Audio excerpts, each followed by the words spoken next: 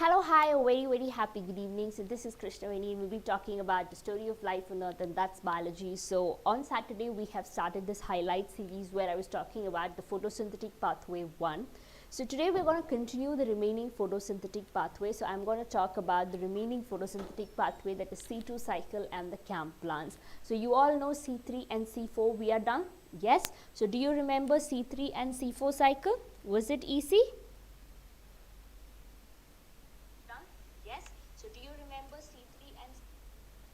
Okay, so let's continue. So I'll give you a quick recap of the C3 and the C4 cycle, and then we'll move on to the C2 cycle or the CAM plants. Alright, yes? So here we go, points to remember under C3 cycle. So what is that we were reading under the C3 cycle? So C3 cycle, it's the Calvin cycle. It was discovered by a scientist called as Calvin. So it occurs in all photosynthetic plants, right? So who is the primary acceptor of carbon dioxide here? RUBP, that is ribulose 1,5-bisphosphate, right? So this RUBP is a 5-carbon compound, right? So this is the primary acceptor. So this accepts your carbon dioxide, and in the presence of an enzyme, that is ribulose, forms a stable product, that is PGA, which is a 3-carbon compound. So because this is a 3-carbon compound, the name of this cycle is your C3 cycle, right? And where does it occur? It occurs in the mesophyll cells of the leaves. And what is the energy that is required for the fixation of one molecule of carbon dioxide is 3 ATP and 2 NADPH. So for 6 molecules of carbon dioxide, it is 18 ATP and 12 NADPH. Alright? Okay. So now coming to the C4 cycle, so giving you a quick recap of the C4 cycle. So C4 cycle was discovered by Hatch and Slack, these two people, so hence it is called as the Hatch and Slack pathway. So who is the primary acceptor? Who accepts the carbon dioxide is the PEP. So the full form of PEP is phosphoenol pyruvate. So PEP accepts carbon dioxide in the presence of pepcase, phosphoenol pyruvate carboxylase. Okay, so it accepts it in the presence of this pepcase enzyme and gives you a 4-carbon compound, that is oxaloacetic acid. So since the first stable compound is a 4-carbon compound, so this is your C4 cycle. Alright, so the location where it happens is, it happens in 2 locations. So this gives you a rat-like arrangement, a circular arrangement. So on the outer side you have mesophyll cells, and then you have your vascular bundle, you have your mesophyll cells, bundle sheath cells, then your vascular bundles, right? So it is a rat-like arrangement. So here first it happens in the mesophyll cells, and then it moves forward to happen in the bundle sheath cells. So here also C3 cycle will happen, because C3 cycle is the main biosynthetic pathway here. Okay, so the net energy that is used is 30 ATP and 12 NADH for 6 molecules of your carbon dioxide, right? So extra 2 ATP is that is what is extra for your C4 cycle than your C3 cycle. All right. Hi Hamiti Ghosh, hello. So thank you so much for joining my session today. So please do like, share and subscribe. So I want to learn biology NEET from you, only biology, not physics and chemistry. Is it possible? So you want a one-on-one biology, so that's possible in YouTube. So do you don't like YouTube? So you want one-on-one only biology? Anyways, I teach only biology, but you're asking me if there's a package where only bio is offered, right? Okay, so as of now, no, but YouTube is where I am always regular and you can always find me. So apart from that, we have a Telegram link. So just beneath my Telegram link, just beneath my YouTube description, there is a Telegram link. So join into that Telegram team so that you can get in touch with me and we can discuss. I will help you out. All right, Hamiti Ghosh? Yes? Okay, fine. So this is a quick recap or the revision of your C4 cycle. So now we move to today's topic, what is the C2 cycle? So when you talk about the C2 cycle is the actual difference between the C3 and the C4. The C2 cycle is also known as photorespiration, right? So what is that difference? What is this photorespiration? What is this C2 cycle? So when I said C3, the first stable compound was a 3-carbon compound. When I said C4, the first stable compound was a 4-carbon compound. So when I say C2, so please understand here the first stable compound is a 2-carbon compound, and this has another name, that is photorespiration. Alright, yes, okay. So now how does this happen? So now taking you a little bit back in time, so we have the C3 cycle, right? So in C3 cycle what happens? So in C3 cycle what happens? So you have your carbon dioxide which is accepted by RuBP, right? So this RuBP is a 5-carbon compound, yes.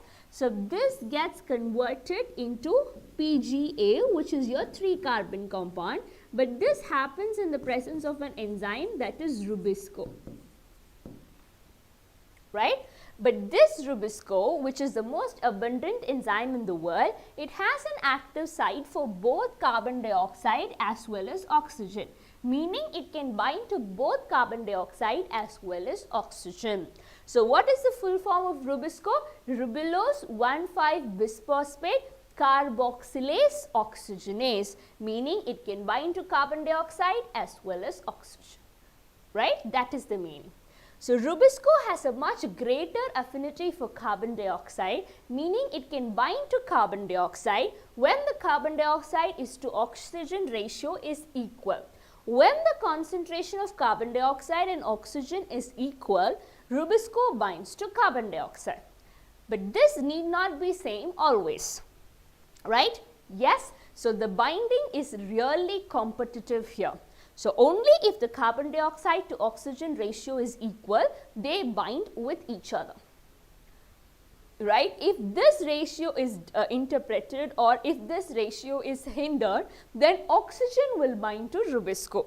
It is the relative concentration of oxygen and carbon dioxide that determines which of the two will bind the enzyme. So now this Rubisco will bind to this carbon dioxide when the carbon dioxide is to oxygen ratio is equal. When this ratio is not balanced, so quickly oxygen comes and binds to the Rubisco. This is your photorespiration, alright. This is your photorespiration.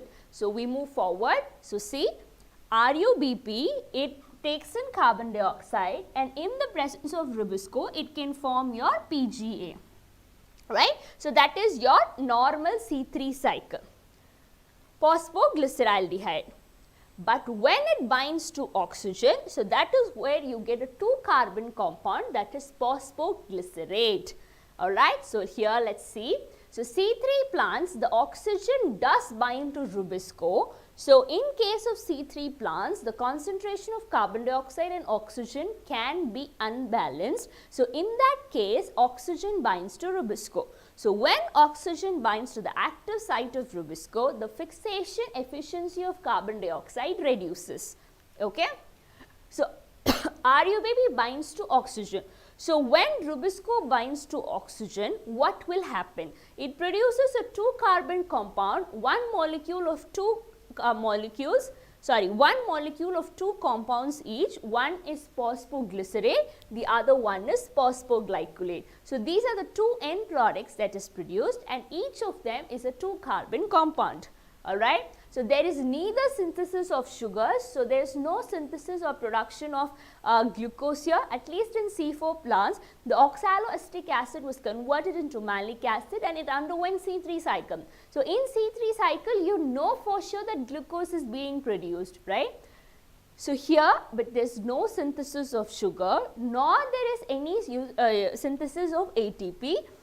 But it just utilizes the ATP from the plant. So it is an unnecessary process. It's a time waste. It's a waste process because you do not get any gain here, right? So it is like this. So if the plants have enough carbon dioxide to oxygen ratio, so RuBP will take in carbon dioxide in the presence of Rubisco, and it will give you the 3-carbon compound. If the same concentration is not balanced, it will bind to oxygen and it will form a 2-carbon compound, that is phosphoglycerate and phosphoglycolate. So which is just a time waste process. This happens only with C3 plants and not with C4 plants. Why? Because C4 plants have an internal way of increasing carbon dioxide concentration. So from the mesophyll cells, when it moves to the bundle sheath cells, when the decarboxylation reaction is happening, extra carbon dioxide is produced. So they do not have to wait for the carbon dioxide concentration from the atmosphere. So their innate carbon dioxide is more, right? So we go further. In C4 plants, there is no photorespiration. So when I started with C2 plants, I said the difference between C3 and C4 is photorespiration. Because C3 plants have photorespiration, which is possible, which is not there in case of your C4 plants, right? So mechanism that increases the concentration of carbon dioxide at the enzyme's active site is present in the C4 plant. So when does photorespiration happen? When the carbon dioxide concentration is not high enough, right? But in C4 plants, there is a mechanism which can increase the carbon dioxide concentration level. Thus, your photorespiration does not happen. Okay, so the C4 acid from the mesophyll. So what is the C4 acid from the mesophyll? That is your oxaloacetic acid, right? It is broken down in the bundle sheath to carbon dioxide and pyruvic acid, right? So this carbon dioxide increases the intracellular concentration of carbon dioxide. So I hope you are getting what I am saying. So in case of the C4 cycle, there is no photorespiration. Why? Because here the carbon dioxide is accepted by your PEP, phosphoenol pyruvate. So this phosphoenol pyruvate is a 3-carbon compound. Yes. So now this will form what? Oxaloacetic acid. So who is the enzyme here? Pepcase. So where does this process happens? Mesophyll cell. So now this oxaloacetic acid will travel down to the bundle sheath cells, and in the bundle sheath cells it will get converted into malic acid. So this malic acid will undergo decarboxylation reaction, that is removal of carbon dioxide, right? So this is removal of one carbon where you have carbon dioxide and pyruvic acid. So this carbon dioxide undergoes C3 cycle. This is what we read. So this internal carbon dioxide is increased in C4 cycle, thus your photorespiration does not happen. Alright. So this ensures Rubisco functions as carboxylase only and not as oxygenase here. Fine. So this is with your C2 cycle. So all your C3 plants are examples of C2 cycle. Okay. So which is not an example of C2 cycle will be your C4 plants. Clear? Yes. Understood? So C3 cycle, C4 cycle and C2 cycle is done. Clear? Yes. So what is remaining is your CAM plants. So now I will talk to you about what are CAM plants. Though CAM plants are not a part of your NCERT syllabus, it's good enough that you know about CAM plants. So what are CAM plants? Where are they being used? So you can know about it. It will help you in other exams. Alright. So with this today, our photosynthetic pathways will get over. So next I am planning to have a session on chemiosmotic hypothesis, highlight series on chemiosmotic hypothesis, or should I do respiratory pathways? So the voting you will do, whether it is chemiosmotic or it is respiratory pathways. Okay, so let me know. So I will prepare a session on Thursday. I will meet you in the highlight session with the next topic that you guys will suggest me. Alright, yes? Okay. So we go to the next topic, that is CAM plants. So this name you would have heard, but hardly people know the full form of this term. So CAM, crassulacean acid metabolism. That is how you pronounce it, crassulacean acid metabolism, the full form of the CAM plants. Alright, okay. So they are succulents. So what are succulents? So succulent is a term that is given to extremely dry conditions. Ma'am, C4 plants also you said they live in dry tropical conditions. Dry tropical conditions is still fine. So if you remember the chapter biodiversity and conservation, towards the tropics we have more biodiversity. So some amount of dryness in the tropics is still manageable, right? But here succulents means they grow in arid regions where it is prone to droughtful conditions. That is succulents. They grow in extreme dry conditions. That is succulents. Alright? Yes. So stomata remain, so the speciality of CAM plants or the crustacean acid metabolism plants is that the stomata remain closed during the day. So ideally in a normal plant that you can see outside a window, stomata opens during the day. Only then the gaseous exchange can happen between carbon dioxide and water. The sunlight is there, it can perform photosynthesis, right? But something very unique happens in CAM plants, that the stomata opens only at night. So please remember, when the stomata open, along with the gaseous exchange, transpiration also happens. What is transpiration? Loss of water in the vapor form, right? So since they already live in a very dry, arid, succulent condition, they cannot afford to lose water at the expense or at the cost of photosynthesis, right? Hence, these plants open the stomata during the night. So whatever minimum photosynthesis can happens during the night. Some amount of heat always tends to remain on the surface, right? It is not that now it's really hot, right? So even at night when you go and sit on the cement floors outside, you can still feel the heat, right? So they do photosynthesis with that itself. Okay, so the stomata remain closed during the day, and this is the main reason is that they reduce the transpiration. See, light will fall, some amount of water from the last night will be stored inside the plant. So stomata will happen in the presence of sunlight only. It's not that it can happen in the absence, okay? But the main reason why the stomata opens at night is to reduce transpiration. So the stomata that opens during the night has a specific name, that is photoactive opening. So that is, they open during the night or during the dark. Okay. So this metabolism or the pathway is very similar to your C4 plants. There is no change. Okay. So just like in your C4 plants, your oxaloacetic acid is formed as a stable product. So here also you have only oxaloacetic acid as your stable product. Okay. It's formed due to the carboxylation and it occurs in the mesophyll cells. Everything else will continue the same. But why it is called as acid metabolism is that the stomata opens during the night. The entire process of oxaloacetic acid formation will happen. So this oxaloacetic acid throughout the night, since morning it will be stored. In the morning, this oxaloacetic acid will be converted into malic acid. So since throughout the night, since the acid gets accumulated, so it is called as the crustacean acid metabolism. Alright, yes. So you can see, so when the stomata is open, so this is happening at night. So stomata is open for the gaseous exchange. So carbon dioxide can enter. So PEP can convert them into a C4 acid. This C4 acid will accumulate in the plant throughout the night till the day. So that is why it is acid metabolism. And when sunlight is there, decarboxylation will happen because this carbon dioxide has to undergo C3 cycle in the presence of the sun. So this is how your CAM plants work. Clear? Yes, did you understand? So did you understand C3 cycle, C4 cycle, C2 cycle and CAM plants? So was this highlight series helpful where I am teaching each individual important topic separately? Yes. So a quick comparison. So who are the examples of CAM plants? So the pineapple, which belongs to the family Bromeliaceae, right?